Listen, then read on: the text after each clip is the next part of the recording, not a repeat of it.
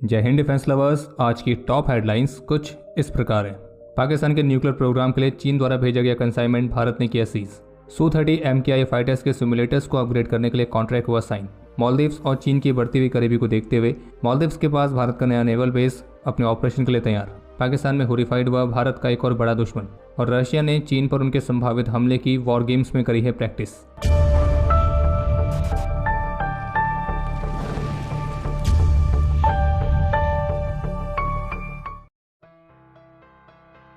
आज शनिवार को ऑफिशियल्स की तरफ से दी गई जानकारी के मुताबिक 23 जनवरी को भारत के कस्टम ऑफिसर्स ने एक इंटेलिजेंस इनपुट के आधार पर कार्रवाई करते हुए मुंबई के न्हावा शेवा पोर्ट पर माल्टा के फ्लैग वाली एक मर्चेंट शिप जिसका नाम है CMA CGM अटीला, तो उसे इंटरसेप्ट किया।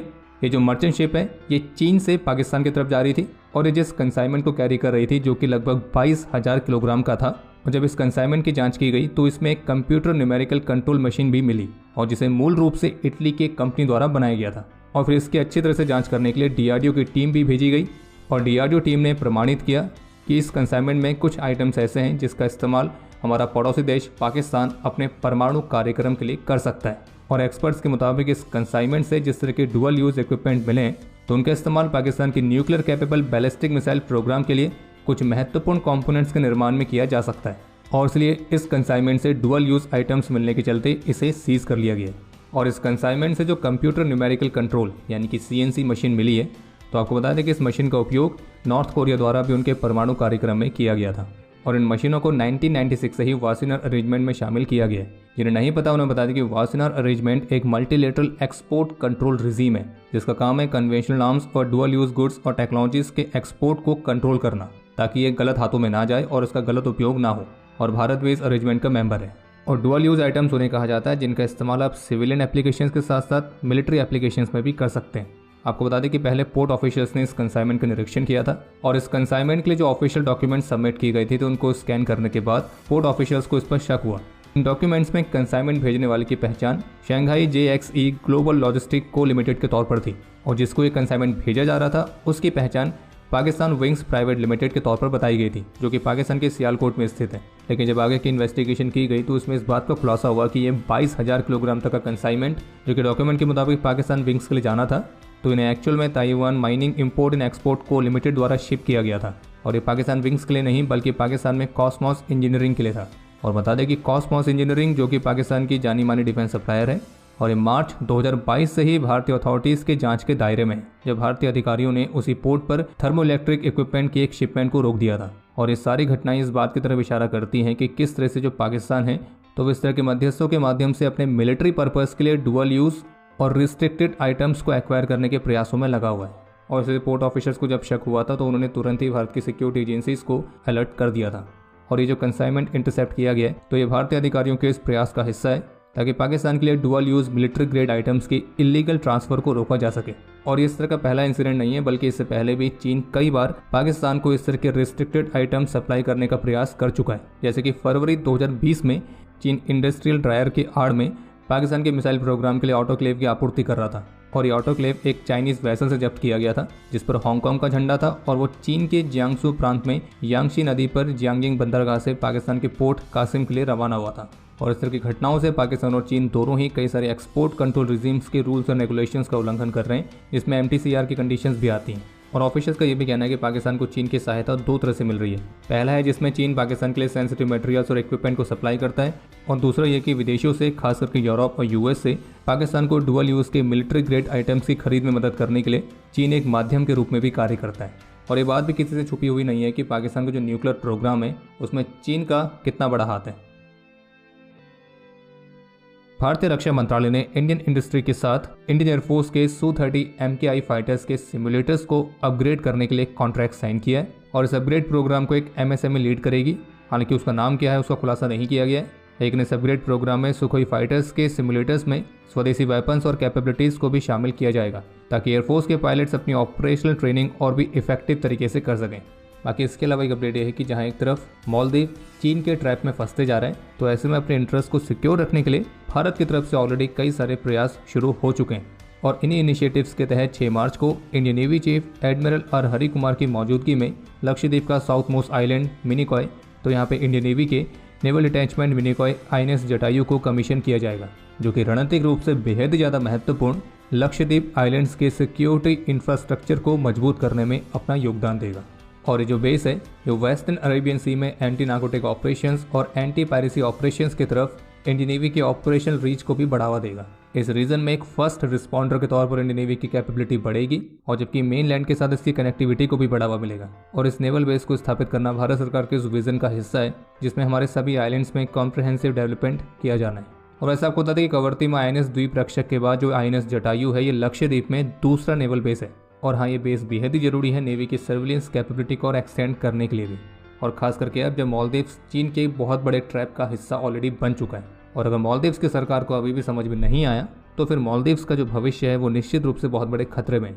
आगे मालदीव्स के साथ एक्चुअल में क्या हो रहा है और ये भारत के सिक्योरिटी इंटरेस्ट के लिए जरूरी क्यों है, तो इस पर ऑलरेडी एक वीडियो हमने अपने डिफेंस XP नेटवर्क चैनल पर अपलोड करी है। आप उस वीडियो के माध्यम से जानकारी प्राप्त कर सकते हैं। और बाकी अगर आपको हमारी वीडियोस पसंद आती है तो वीडियो को लाइक जरूर करा करें। और ऐसा आपको रिमाइंड करा दें कि हमने भारत के परमवीर मेजर शैतान सिंह पर एक बहुत ही स्पेशल ऑडियो बुक डिफेंस स्कॉट मोबाइल एप्लीकेशन पर ऑलरेडी पब्लिश कर दी है। तो इस ऑडियो बुक को सुनने के लिए डिफेंस स्कॉट की मोबाइल एप्लीकेशन को डाउनलोड करना ना भूलें, लिंक वीडियो के डिस्क्रिप्शन में दिया गया है। मीडिया रिपोर्ट्स के मुताबिक कल शुक्रवार को इंडियन एयरफोर्स के C-130J ट्रांसपोर्ट एयरक्राफ्ट को एक रूटीन सॉर्टी के दौरान अनसर्विसिबिलिटी का सामना करना पड़ा था, लेकिन एयरक्राफ्ट का क्रू बेगमपेट एयरपोर्ट पर इसे सेफली लैंड कराने में कामयाब रहा और इस लैंडिंग के दौरान एयरक्राफ्ट का क्रू और एयरक्राफ्ट किसी को भी कोई भी नुकसान नहीं पहुंचा है। भारत की एलिट नेशनल सिक्योरिटी गार्ड यानी कि NSG की तरफ से 150 कंसेलेबल 9x19 mm की कार्बाइन SMG की खरीद के लिए टेंडर जारी किया गया और इस कार्बाइन के साथ साथ इसकी बाकी की एक्सेसरीज भी ली जाएंगी। और जबकि इसके अलावा NSG ने 63 थर्ड जनरेशन के पैसिव नाइट विजन मॉनिकुलर की खरीद के लिए भी टेंडर जारी किया है। बाकी इसके अलावा एक अपडेट यह है कि बे ऑफ बंगाल पर भारत की तरफ से 2 एरिया वार्निंग्स जारी की गई हैं, जो कि संभावित रूप से किसी मिसाइल परीक्षण को लेकर है। पहले एरिया वार्निंग है 5 मार्च से 11 मार्च तक, जो कि 320 किलोमीटर के एरिया तक के लिए है, और दूसरी वार्निंग है 10 मार्च से 16 मार्च तक, जो कि 1400 किलोमीटर तक के लिए है। और संभावित रूप से इस दूसरे वाली एरिया वार्निंग में भारत अपनी किसी बैलिस्टिक मिसाइल का परीक्षण कर सकता है। बाकी इसके अलावा एक अपडेट यह है कि सुमोनो के संगठन लश्कर का इंटेलिजेंस चीफ, जिसका नाम था आजम चीमा, तो वो पाकिस्तान के फैसलाबाद में दिल का दौरा पड़ने से हॉरिफाइड हो गया है। और ये आजम चीमा भी 26/11 मुंबई हमले, 2006 के मुंबई ट्रेन धमाके और इसी तरह के भारत में हुए और भी कई अन्य आतंकी हमलों के मुख्य साजिशकर्ताओं में से एक था। और इस सुअर का पाकिस्तान के हॉस्पिटल में मरना पाकिस्तान की उस झूठ की पोल भी खोलता है जिसमें पाकिस्तान ये दावा करता था कि ये सब सुअर तो उनकी ज़मीन पर है ही नहीं। पर इंटरेस्टिंग बात यह है कि जब ये मर रहे हैं तो ये पाकिस्तान की ज़मीन पर ही मर रहे हैं। लेकिन मीडिया रिपोर्ट्स के मुताबिक ये जो आजम चीमा है ये मारा तो दिल के दौरे से है, लेकिन पाकिस्तान के कुछ जिहादी सर्कल्स में इस बात की स्पेकुलेशंस चल रही हैं कि शायद इस वाली सुअर को भी उन्हीं अज्ञात लोगों ने हॉरिफाइड किया है, जो कि इससे पहले भी लश्कर के कई सारे सुअरों को हॉरिफाइड कर चुके हैं, और वो भी बहुत ही रहस्यमय तरीके से। अब बाकी ये दिल का दौरा है या राकेश साजिश है तो ये तो हमें नहीं पता, बस इतना पता है कि कोई तो है जो कि भारत के दुश्मनों को साफ कर रहा है। चीन ने रशिया के फार ईस्ट में पुलिस के साथ क्लैश करने के लिए कुछ फेक प्रोटेस्टर्स को पैसे दिए और फिर उसके बाद कुछ आतंकियों को भेज के रशिया के सिक्योरिटी इंफ्रास्ट्रक्चर पर कोवर्टली अटैक कर दिया। और तो और चीन ने अपना डिफेंस प्रोडक्शन भी तेजी से बढ़ा दिया है और बॉर्डर्स पर आर्मी यूनिट्स को डिप्लॉय कर दिया। लेकिन एक मिनट, इससे पहले कि आप कुछ और ही सोचने लग जाओ, हम आपको बोलेंगे रुको जरा, सब्र करो। ऐसा रियल में नहीं हुआ है, बल्कि रशिया ने इस तरह के सिनेरियो की वॉर गेम्स में प्रैक्टिस जरूर करी है। जी हाँ, असल में फाइनेंशियल टाइम्स की तरफ से एक रिपोर्ट जारी की गई और उस रिपोर्ट में कुछ लीक्ड डॉक्यूमेंट्स के हवाले से इस बात का खुलासा किया गया कि 2008 से लेकर 2014 के बीच में रशिया ने उनके ऊपर चीन के पॉसिबल इन्वेजन को लेकर वॉर गेम्स कंडक्ट किए थे। और इन वॉर गेम्स में रशिया ने अपने ईस्ट पर हाइपोथेटिकल चाइनीज इन्वेजन के आधार पर ट्रेनिंग एक्सरसाइज परफॉर्म करी थी।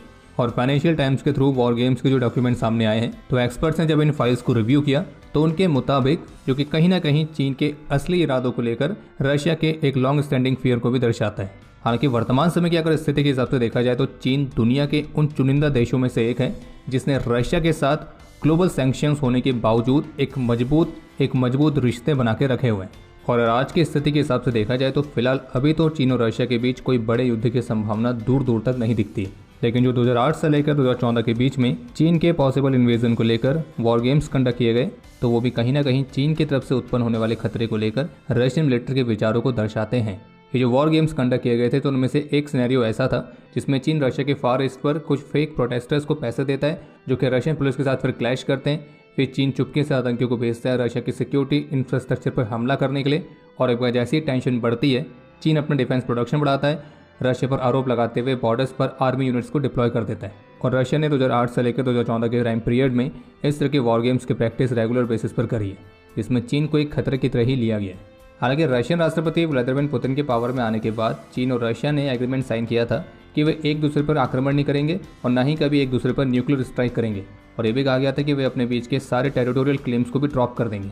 जबकि इन लीक्ड डॉक्यूमेंट्स की ऑथेंटिसिटी को लेकर रशियन ऑफिशियल्स ने इस पर डाउट जताया है, और जबकि चीन के विदेश मंत्रालय के मुताबिक इस तरह की कोई भी थ्रेट थ्योरी चीन और रशिया के बीच के रिश्तों को नहीं हिला सकती है। हालांकि इस पूरे मामले पर रशिया पर भरोसा किया जा सकता है, क्योंकि रशिया के साथ भारत की भी एक रिलायबल पार्टनरशिप रही है और अभी भी है, लेकिन चीन के साथ हमेशा एक डाउट रहेगा। और ये तो हर किसी को याद ही होगा कि कैसे 2023 में चीन की मिनिस्ट्री ने एक नया मैप जारी किया था, और उस मैप में रशिया के भी कुछ जगहों को चीन ने अपने हिस्से में दिखाया था। बाकी इस पर आपके जो विचार है आप उसे कमेंट सेक्शन में शेयर कर सकते हैं। और अब समय है आज के इतिहास का। आज के दिन 1989 में ऑपरेशन पवन के दौरान अपने अदम्य साहस और वीरता का परिचय देते हुए कर्नल विजय कुमार बख्शी वीरगति को प्राप्त हुए थे, और इन्हें मरणोपरांत महावीर चक्र से सम्मानित किया गया। और आपके लिए आज का प्रश्न ये है कि दूसरे देशों में कंडक्ट किए गए भारत के किसी 3 मिलिट्री ऑपरेशन का नाम बताइए। और अब समय है आज के टॉप 3 कमेंट्स का, जो ये रहे आपकी स्क्रीन पर।